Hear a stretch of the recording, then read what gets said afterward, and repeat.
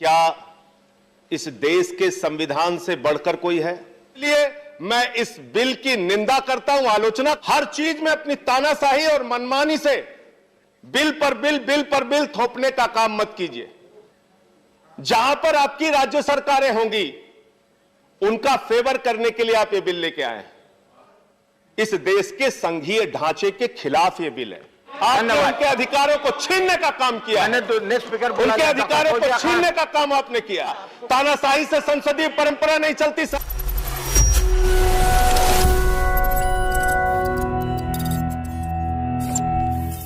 मान्यवर, मैं बड़ी विनम्रता पूर्वक आपके माध्यम से इस सरकार से पूछना चाहता हूं कि क्या इस देश के संविधान से बढ़कर कोई है? क्या इस देश के संविधान से बढ़ के ये सरकार है? क्या इस देश के संविधान से बढ़ के कोई राज्य सरकार है? क्या इस देश के संविधान से बढ़ के कोई सदन का सदस्य है? मान्यवर, इस देश के संविधान ने व्यवस्था दी, इस देश के संविधान ने राज्यों को अधिकार दिया, लेकिन धीरे धीरे करके आप राज्यों के दिए गए अधिकारों को छीनने का काम कर रहे हैं। सेल टैक्स राज्य का अधिकार, आप जीएसटी लेके आते हैं। मोटर व्हीकल राज्य का अधिकार, आप मोटर व्हीकल एक्ट लेके आते हैं। कृषि राज्य का अधिकार, आप कृषि काला कानून लेके आते हैं। दिल्ली की विधानसभा, देश के संविधान के तहत बनाई गई विधानसभा, आप विधानसभा की कमेटियों का भी पावर छीन लेते हैं। और इस डैम सेफ्टी बिल में मान्यवर आप वही काम कर रहे हैं। हमारे यहां एक कहावत है, तू कौन मैं खामखा। आपसे किसने कहा कि आप राज्यों की डैम सेफ्टी के अंदर इंटरफेयर कीजिए? किस राज्य ने आपसे अनुरोध किया? तमिलनाडु का विरोध है, केरला का विरोध है, उड़ीसा का विरोध है, कर्नाटक का विरोध है।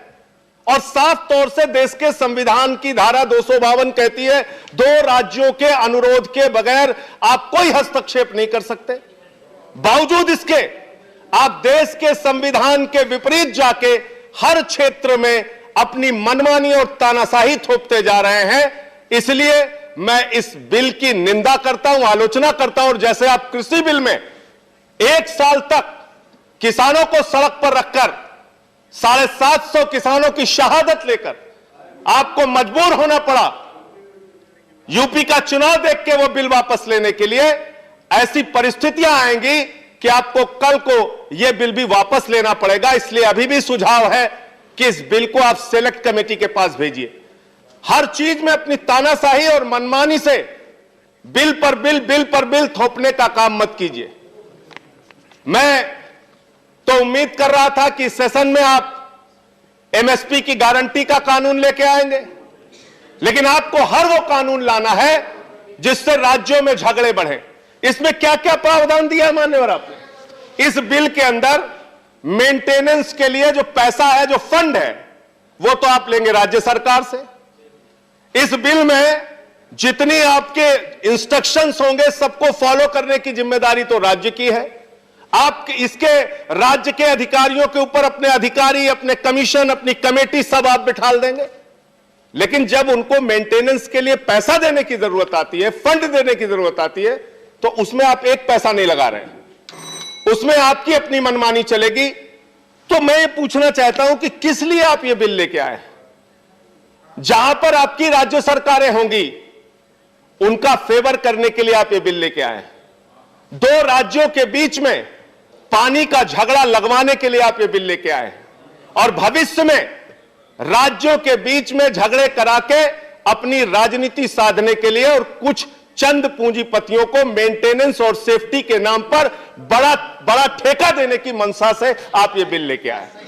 यही मंशा है धन्यवाद इस बिल के पीछे। मान्यवर, आपने सबको समय दिया, आपको भी मेरी बात तो बस थोड़ी बात पूरी हो जाने दी। मेरे पास और 11 वक्ता है, मैं खत्म कर रहा हूं। और हाँ, खत्म कर रहा हूं। 1 मिनट पे खत्म कीजिए बस। बिजली, सिंचाई, पीने का पानी, सबकी निर्भरता पर आप अपना अधिकार, जो राज्यों के पास अधिकार है, उस पर आप अपना अधिकार जमाना चाहते हैं। और हर चीज में बिजली का उत्पादन होगा, फिर सिंचाई होगा, फिर पीने के पानी का होगा, हर चीज में आपका हस्तक्षेप इस बिल के माध्यम से धीरे धीरे करके बढ़ेगा। इसलिए एक बहुत बड़ी चिंता का विषय है राज्यों के लिए, देश के संविधान के लिए, देश के संविधान की मूल भावना के लिए और इस देश के संघीय ढांचे के खिलाफ ये बिल है।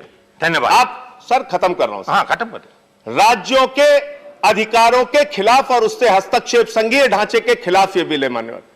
और मान्यवर, मैं अंत में यही अनुरोध आपसे करना, आपके माध्यम से इस सरकार से करना चाहता हूं कि 12 सांसदों को आपने निलंबित किया है।